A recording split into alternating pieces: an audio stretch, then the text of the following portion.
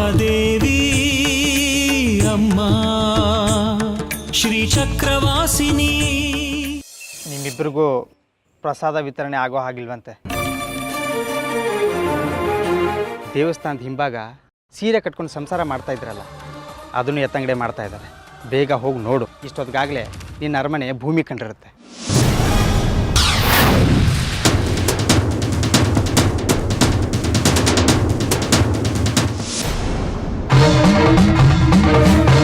ಯಜಮಾನ್ರೆ, ಅದರಲ್ಲಿ ಇದು ಅಕ್ಕಿ ನೆಲಕ್ಕೆ ಬಿದ್ದ ತಕ್ಷಣ ಶ್ರೀಚಕ್ರ ಥರ ನಕ್ಷೆ ಆಗಿ ಬದಲಾಯಿತು.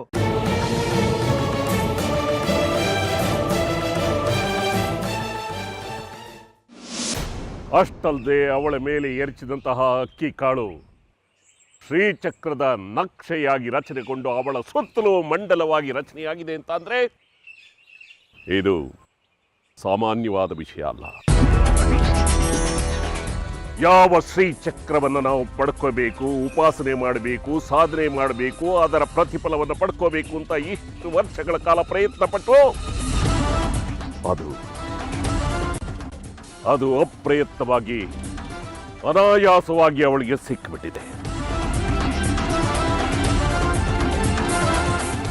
ಇನ್ನು 9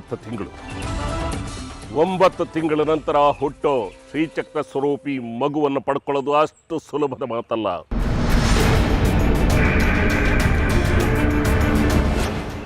ನಾವು ಇಲ್ಲಿ ಕೂತು ಏನೇ ಯೋಜನೆ ಹಾಕಿದರೂ ಯಾವ ಪ್ರಯೋಜನವೂ ಆಗೋದಿಲ್ಲ. ಅಲ್ಲಿ ಅಮ್ಮನವರು ನಮ್ಮ ಯೋಜನೆಗೆ ಕಡಿವಾಣ ಹಾಕ್ತಾನೆ ಇರ್ತಾರೆ.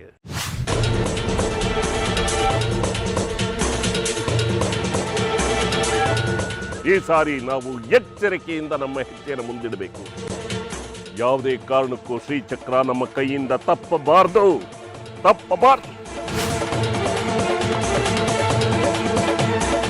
ಜನ್ಮ ಜನ್ಮಾಂತರಗಳ ಆಸೆ ನೆರವೇರಲೇಬೇಕು. ಆದರೆ ಅಮ್ಮನವರು ತಂತ್ರ ಹೂಡೋದಕ್ಕೆ ಮುಂಚೆ ನಾವು ಯಾವ ತಂತ್ರವನ್ನು, ಮಹಾತಂತ್ರವನ್ನು ಹೂಡಬೇಕು ಅನ್ನೋದ್ರ ಬಗ್ಗೆ ನಾವು ಯೋಚನೆ ಮಾಡಬೇಕು.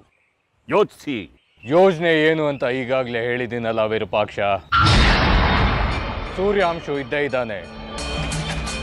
ಜಾಜಿಗೆ ಹುಟ್ಟೋ ಮಗುಗೆ ಇವನೇ ತಂದೆ ಆಗ್ತಾನೆ.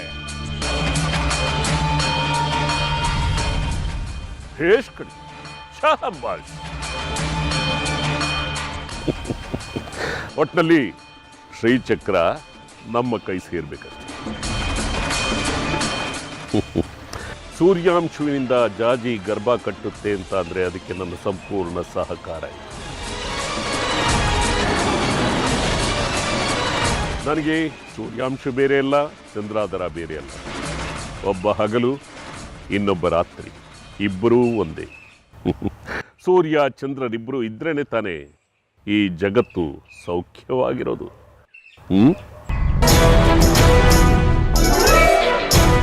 ಶ್ರೀಚಕ್ರ ನಮ್ಮ ಕೈವಶವಾಗಬೇಕು ಅಂತಾದರೆ ನಮಗೆ ಇಬ್ಬರ ಸಹಕಾರನೂ ಬೇಕು. ಸೂರ್ಯನೂ ಬೇಕು, ಚಂದ್ರನೂ ಬೇಕು. ಅದಕ್ಕೆ ನೀನೆಲ್ಲ ಸಿದ್ಧತೆಗಳನ್ನು ಮಾಡ್ಕೋ ನಿನ್ನ ಕಾರ್ಯಕ್ಕೆ. ನಾವೆಲ್ಲರೂ ಒಟ್ಟಾಗಿ ಸೇರಿ ಕಾರ್ಯ ಸಾಧಿಸೋಣ.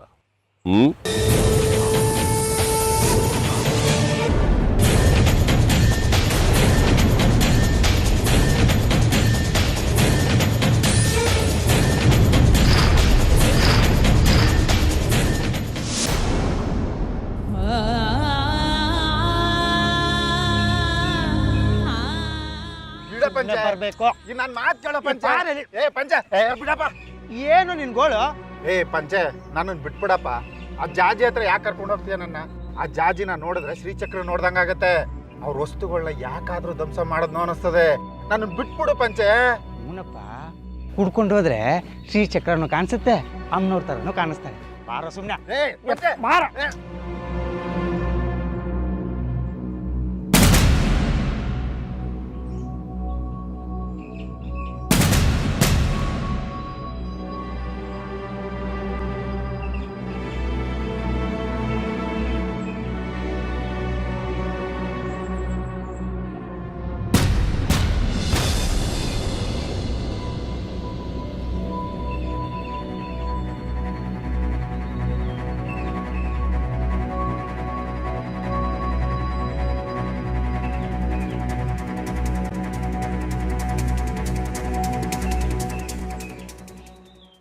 ಜಾಜಿ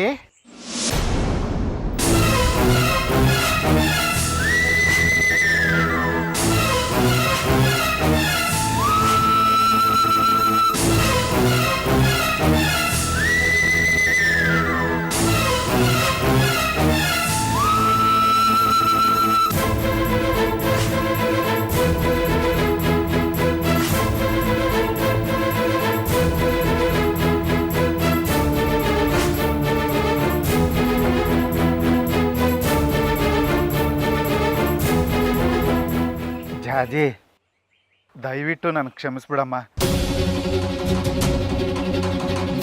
ವಿರೂಪಾಕ್ಷ ಶಾಸ್ತ್ರಿಗಳ ಆಜ್ಞೆನ ಪಾಲಿಸ್ಲೇಬೇಕಲ್ವಾ? ಒಂದೊಂದು ವಸ್ತುನು ಎತ್ತು ಬಿಸಾಕ್ಬೇಕಾದ್ರೆ ನನ್ನ ಕರುಳು ಚುರುಕ್ ಅನ್ನೋದು ಕಣಮ್ಮ.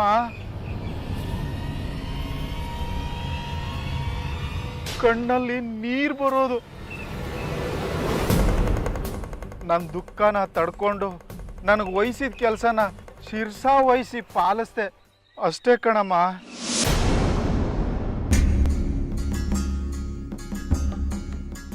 ಜಾಜಿ ನಾನು ತಪ್ಪು ತಿಳ್ಕೊಬೇಡಮ್ಮ. ಪಂಚಾಕ್ಷರಿ ನೋಡೋ ಇವರಿಬ್ಬರನ್ನು ಪಾಪ ಕಣೋ. ಇಬ್ಬರು ಮನೇಲೂ ಇವ್ರನ್ನ ಮನೆಯಿಂದ ಹೊರಗೆ ಹಾಕಿದ್ದಾರೆ ಕಣೋ.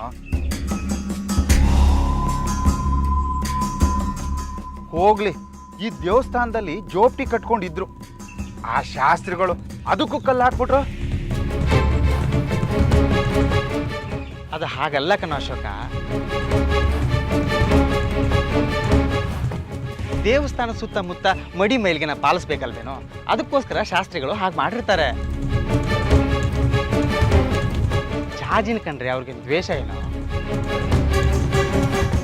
ಇವಳನ್ನ ಕಂಡ್ರೆ ಅದೇನು ಪ್ರೀತಿ ಅದೇನು ಪ್ರೇಮ. ಇಲ್ಲ ಅಂತಿದ್ರೆ ಅವತ್ತು ಇವಳನ್ನ ತಮ್ಮ ಮನೆ ಸೊಸೆ ಮಾಡ್ಕೊಳಕ್ಕೆ ಒಪ್ಕೋತಾ ಇದ್ರ? ಅದೇನೋ ನಿಜ, ಶಾಸ್ತ್ರಿಗಳು ಹೊರಗೆ ಕಾಣೋಷ್ಟು ಕೆಟ್ಟವ್ರೇನಲ್ಲ.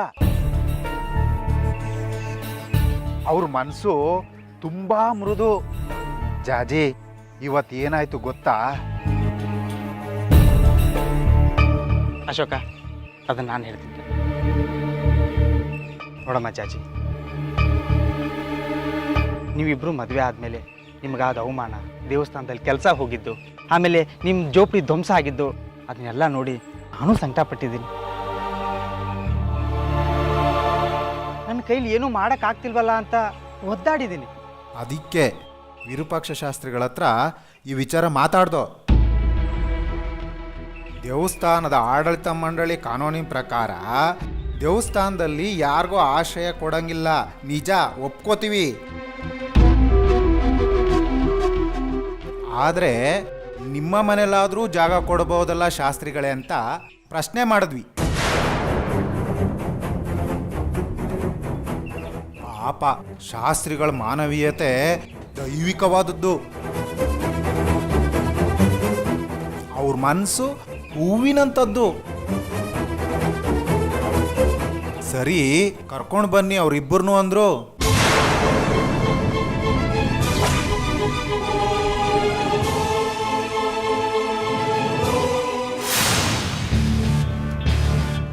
ನೋಡಿದೆ ಚಂದ್ರ ಕಡ್ಕಿ ಮಾಡ್ತಿರೋ ಮಸಲತನ. ತನ್ನ ತಮ್ಮ ಸೂರ್ಯಾಂಶನ ಮುಂದೆ ಇಟ್ಕೊಂಡು ಶ್ರೀಚಕ್ರನ ಲಪ್ಟಾಯಿಸೋ ಸಂಚು ಮಾಡ್ತಾ ಇದ್ದ. ಆ ಸಂಚಿಗೆ ನಿಮ್ಮ ಕಿಮ್ಮತ್ತು ಇತ್ತಲ್ಲ. ನನ್ನ ಕಿಮ್ಮತ್ತ ಸಾಧ್ಯನೇ ಇಲ್ಲ. ಅವನ ತಮ್ಮ ಶ್ರೀಚಕ್ರ ಸ್ವರೂಪಿ ಮಗುವಿನ ಜನನಕ್ಕೆ ಕಾರಣವಾದರೆ ಅದರ ಮೇಲಿನ ಸಂಪೂರ್ಣ ಹಕ್ಕು ಅವಂದೇ ಆಗುತ್ತೆ. ಅದಕ್ಕೆ ನನ್ನ ಸಹಕಾರ ಯಾವತ್ತೂ ಇಲ್ಲ. ಹಾಗಾಗೋದಕ್ಕೆ ನಾನು ಯಾವತ್ತೂ ಬಿಡೋದೂ ಇಲ್ಲ. ಮತ್ತಲ್ಲಿ ನನ್ನ ಸಂಪೂರ್ಣ ಸಹಕಾರ ಇದೆ ಅಂತಂದ್ರೆ ಅದೇ ಚಂದ್ರ, ಅದೇ ಈ ವಿರೂಪಾಕ್ಷ ಶಾಸ್ತ್ರೀಯ ಯುದ್ಧ ತಂತ್ರ. ಸೋತ್ ಹಾಗೆ ಮಾಡಿ ಗೆಲ್ಲೋದು. ಇಲ್ಲೂ ನೀವು ನಿಮ್ಮ ಕಪಟತನ ಬಿಡಲಿಲ್ಲ. ಇದು ಕಪಟತನ ಅಲ್ಲ ಚಂದ್ರ, ರಣತಂತ್ರ, ಗೆಲ್ಲೋ ತಂತ್ರ. ಈಗಲೇ ನಾವು ಖಡ್ಕಿನ ಎದುರು ಹಾಕೊಂಡ್ಬಿಟ್ರೆ ಅವನಿಂದ ತುಂಬ ಕಷ್ಟ ಎದುರಿಸ್ಬೇಕಾಗುತ್ತೆ. ಎಚ್ಚೆತ್ಕೊಂಡ್ಬಿಡ್ತಾನೆ ಅವನು ಹೀಗೇ ಇರಬೇಕು. ನಾನೇ ಗೆದ್ದೆ ಅನ್ಕೋಬೇಕು. ಖುಷಿಯಿಂದ ಬೀಗ್ತಾ ಇರಬೇಕು. ಆಮೇಲೆ ನಾನು ಕೊಡ್ತೀನಲ್ಲ ಪೆಟ್ಟು, ಅದಕ್ಕೆ ಮೇಲೆ ಏಳದೆ ಇರೋ ಹಾಗೆ ತತ್ತರಿಸಿ ಹೋಗ್ಬೇಕು. ಅದಕ್ಕೆ ನಿನ್ನ ಸಹಾಯ ಬೇಕು ಚಂದ್ರ. ನನ್ನ ಸಹಾಯ? ಈ ವಿಷಯದಲ್ಲಿ ನಾನೇನು ಸಹಾಯ ಮಾಡಬಲ್ಲೆ? ಮಾಡಬಹುದು ಚಂದ್ರ, ಖಂಡಿತ ಮಾಡಬಹುದು. ಅದನ್ನ ನೀನೇ ಮಾಡಬೇಕು. ಇದು ಸರಿಯಾದ ಸಮಯ. ನಾನು ಹೇಳಿದಾಗ ಮಾಡು. ಸೂರ್ಯಾಂಶು ಜಾಜಿ ಸಖ್ಯ ಬೆಳೆಸೋದಕ್ಕೂ ಮುಂಚೆ ನೀನು ಅವಳ ಸಂಪರ್ಕ ಬೆಳೆಸು. ಶ್ರೀಚಕ್ರ ಸ್ವರೂಪಿ ಮಗುವಿನ ಜನನಕ್ಕೆ ಕಾರಣಕರ್ತ ಅನಿಸ್ಕೊ. ವಿರೂಪಾಕ್ಷ ಶಾಸ್ತ್ರಿಗಳು ನಿಮ್ಮಿಬ್ಬರಿಗೂ ಆಶ್ರಯ ಕೊಡಕ್ಕೆ ಒಪ್ಪಿದ್ದಾರೆ ಜಾಜಿ.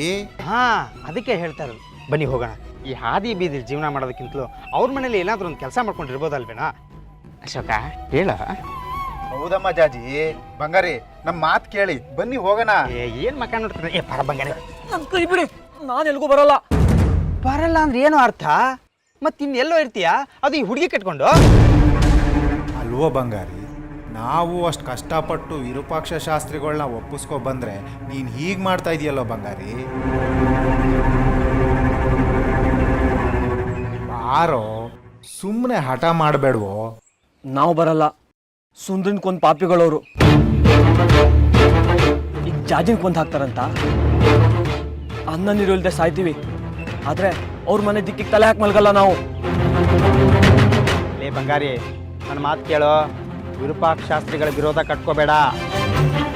ಅವರು ಹ್ಞೂ ಅಂದರೆ ಈ ಊರಲ್ಲಿ ನಿನಗೊಂದು ತೊಟ್ಟು ನೀರು ಸಿಗೋದಿಲ್ಲ. ಬೇಡ ಬಿಡಿ, ಯಾವುದೇ ಕಾರಣಕ್ಕೂ ಅವ್ರ ಮನೆಗೆ ಬರಲ್ಲ ನಾವು. ಹಠ ಮಾಡಬಾರ್ದು ಕಣ ಬಂಗಾರಿ. ನಾನು ಆಗ್ಲೇ ಹೇಳ್ದಲ್ಲ ಬರಲ್ಲ ಅಂತ. ಹೋಗಿ ನೀವು. ಏ ಪಂಚೆ, ಇಂಥವ್ರಿಗೆ ಅಯ್ಯ ಪಾಪ ಅಂತೀವಲ್ಲ, ಅನುಭವಿಸ್ಲಿ. ಬಾರ ಹೋಗೋಣ.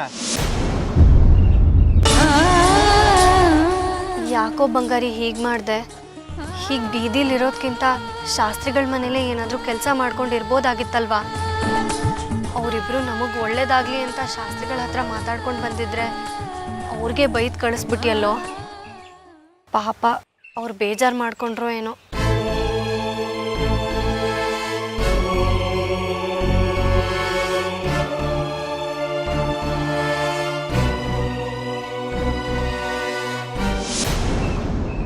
ಮಾತಾಡ್ ಚಂದ್ರ, ಯಾಕೆ ಮೌನವಾಗ್ಬಿಟ್ಟೆ? ನೋಡು, ಆ ಜಾಜಿ ಮತ್ತೆ ಬಂಗಾರಿ ಎಲ್ಲೇ ಹೋದ್ರೂ ಕೂಡ ಅವರಿಗೆ ಆಶ್ರಯ ಸಿಗಬಾರ್ದು. ದೇವಸ್ಥಾನದಲ್ಲಿ ಪ್ರಸಾದ ಇಲ್ಲ, ಕೆಲಸ ಇಲ್ಲ, ಆಶ್ರಯ ಕೂಡ ಇಲ್ಲ. ದೇವಸ್ಥಾನದ ಸುತ್ತಮುತ್ತಲು ಎಲ್ಲೂ ಕೂಡ ಗುಡಿಸ್ಲು ಹಾಕೊಂಡು ಅವ್ರು ಬದುಕೋದಕ್ಕಾಗಲ್ಲ. ಹಾಗೆ ನಿರ್ಬಂಧ ಮಾಡಿ ಇನ್ನೇನಿದ್ರು ಅವರು ನನ್ನ ಸಹಾಯ ಕೇಳ್ಕೊಂಡೇ ಬರಬೇಕು. ಈಗಾಗಲೇ ನಮ್ಮ ಆಳುಗಳು ಅವರನ್ನ ಕರ್ಕೊಂಬರೋದಕ್ಕೆ ಹೋಗಿದ್ದಾರೆ. ಅವರು ಬಂದ ಮೇಲೆ ಅಯ್ಯೋ ಪಾಪ, ನಿಮಗೆ ಹೀಗಾಗಬಾರ್ದಾಗಿತ್ತು ಅಂತ ಹೇಳಿ ನನ್ನ ಮನೇಲೆ ಆಶ್ರಯ ಕೊಡ್ತೀನಿ. ಅವರಿಲ್ಲೇ ಇರ್ತಾರೆ.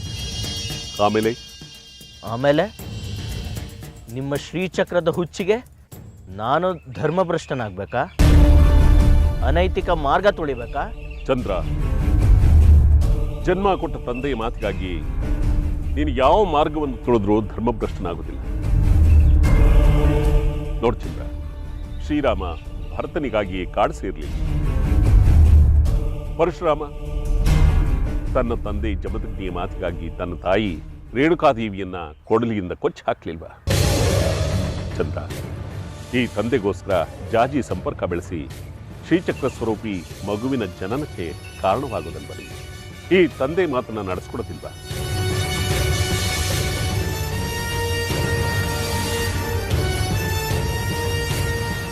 ನಡೆಸ್ಕೊಡ್ತೀನಿ.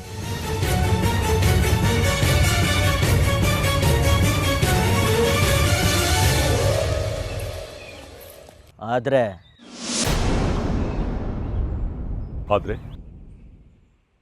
ಏನ್ ಚಂದ್ರ? ಏನು ಬೇಕಾದ್ರೂ ಕೇಳು, ನಾನು ಮಾಡ್ಕೊಡ್ತೀನಿ. ಆದರೆ ಶ್ರೀಚಕ್ರ ಸ್ವರೂಪಿ ಮಗು ನನ್ನ ಕೈವಶವಾಗಬೇಕು. ಶ್ರೀಚಕ್ರ ಸ್ವರೂಪಿ ಶಿಶು ನಿಮ್ಮ ಸ್ವತ್ತಾಗಬೇಕು ಅಂದರೆ ಅತ್ತೆ ಬಂದು ನನ್ನ ಹತ್ರ ಹೇಳಬೇಕು,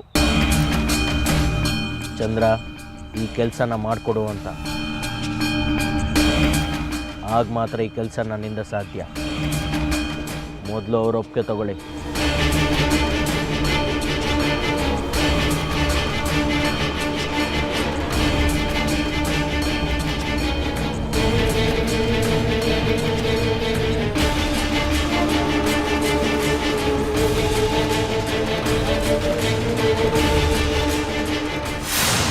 ಅವ್ರು ಮಾಡಿರೋ ಅಷ್ಟು ಕೆಲಸ ಗೊತ್ತಿದ್ದು ಈ ಮಾತು ಹೇಳ್ತೀಯ ಜಾಜಿ?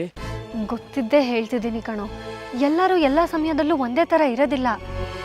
ಅವರೇ ನಮ್ಮನ್ನು ಕರ್ಕೊಂಡು ಬನ್ನಿ ಅಂತ ಹೇಳಿದ್ದಾರೆ ಅಂದರೆ ಮೋಸ ಅಂತೀಯ? ನಮ್ಮ ಮನೆಯವರೇ ನಮ್ಮನ್ನು ಒಳಗೆ ಸೇರಿಸ್ಕೊಳ್ಳಿಲ್ಲ ಅಂಥದ್ರಲ್ಲಿ ಶಾಸ್ತ್ರಿಗಳು ಮಾನವೀಯತೆಯಿಂದ ನಮ್ಮನ್ನು ಕರೀತಿದ್ದಾರೆ. ಹೋಗದೇ ಇದ್ದು ಅವ್ರಿಗೆ ಅವಮಾನ ಮಾಡೋದು ಬೇಡ ಕಣೋ. ನಾನು ಎಲ್ಗೂ ಬರೋದಿಲ್ಲ, ಶಾಸ್ತ್ರಿಗಳ ಮನೆಗಂತೂ ಮೊದಲೇ ಬರೋದಿಲ್ಲ. ಯಾಕೋ ಇಷ್ಟು ಹಠ ಮಾಡ್ತಿದ್ಯಾ? ಜಾಜಿ, ನನ್ನ ಮೇಲೆ ನಂಬಿಕೆ ಇದ್ರೆ ನನ್ನ ಮಾತು ಕೇಳು. ವಿರೂಪಾಕ್ಷ ಶಾಸ್ತ್ರಿಗಳು ನಾವು ಅಂದ್ಕೊಂಡಾಗಲ್ಲ. ಅವ್ರು ನಮ್ಮನ್ನು ಕರೆದಿದ್ದಾರೆ ಅಂದರೆ ಏನೋ ಒಂದು ತಂತ್ರ ಮಾಡಿದ್ದಾರೆ ಅಂತಲೇ ಅರ್ಥ. ಬಿಟ್ಬಿಡು ಅವ್ರ ಮನೆಗೆ ಹೋಗೋ ಯೋಚನೆನ. ಅವರಂಥ ದುಷ್ಟರ ಮನೆಗೆ ಹೋಗೋ ಆಶ್ರಯ ಪಡ್ಕೊಳ್ಳೋ ಬದಲು ಯಾವುದಾದ್ರೂ ಕೆರೆನೋ ಬಾವಿನ ನೋಡ್ಕೊಳ್ಳೋದು ವಾಸಿ. ದಯವಿಟ್ಟು ಹೀಗೆಲ್ಲ ಮಾತಾಡಬೇಡ ಬಂಗಾರಿ.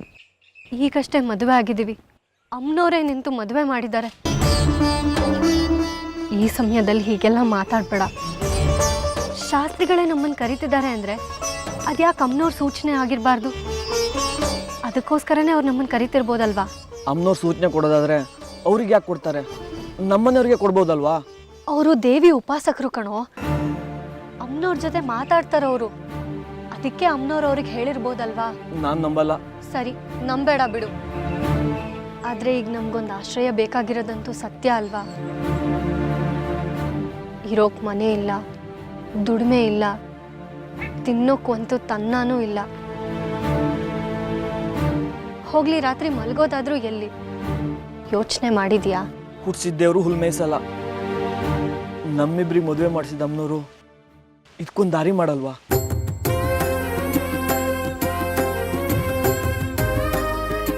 ಮಾಡ್ತಾರೆ, ಏನಾದರೂ ಮಾಡ್ತಾರೆ. ಅಲ್ಲಿವರೆಗೆ ಕಾಯೋಣ.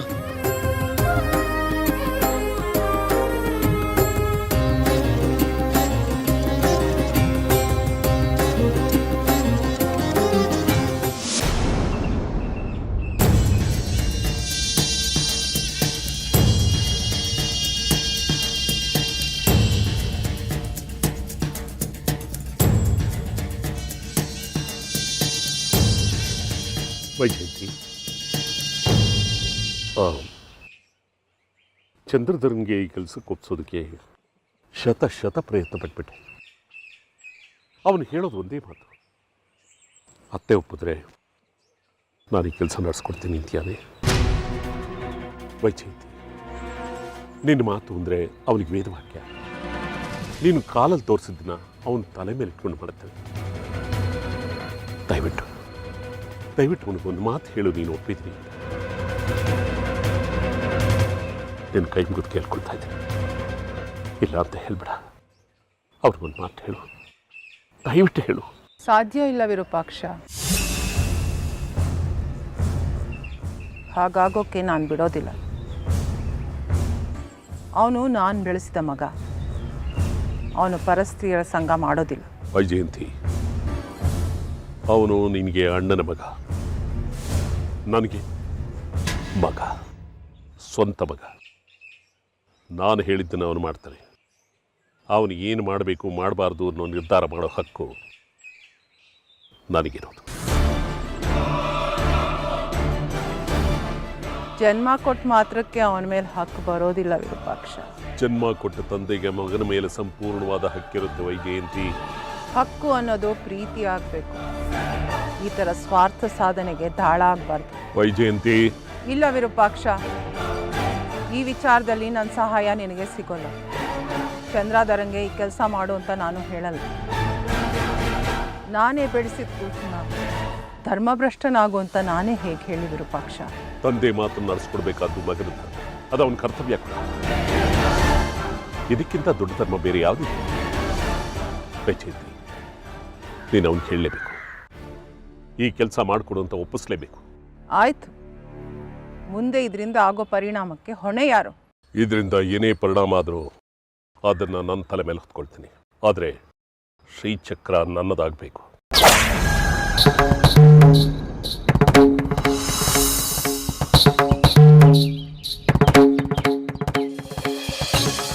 ಸರಿ, ನಾನು ಚಂದ್ರಂಗೆ ಹೇಳಿ ಒಪ್ಪಿಸ್ತೀನಿ. ಏನು ಒಪ್ಕೊಂಬಿಟ್ಯಾ ವೈಜಯಂತಿ? ಇನ್ನು ನನ್ನ ಕೆಲಸ ಆದ ಶ್ರೀಚಕ್ರ.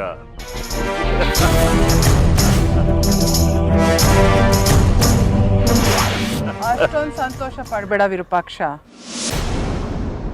ನನ್ನ ಮಾತಿನ್ನೂ ಮುಗ್ದಿಲ್ಲ. ನಿನ್ನ ಮಾತಿನ್ನೂ ಮುಗಿದಿಲ್ವಾ? ಇನ್ನೇನಿದೆ?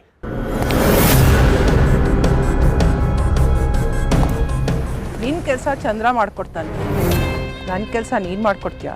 ನಿನ್ನ ಕೆಲಸನ ಅದ್ಯಾವುದು ಹೇಳು ವೈಜಯಂತಿ. ಚಕ್ರಾಪುರಿಯ ಶ್ರೀ ತ್ರಿಪುರ ಸುಂದರಿ ಅಮ್ಮನವರ ದೇವಸ್ಥಾನದ ಧರ್ಮಾಧಿಕಾರಿ ಪಟ್ಟ ನನಗೆ ಬಿಟ್ಕೊಡ್ತೀಯಾ?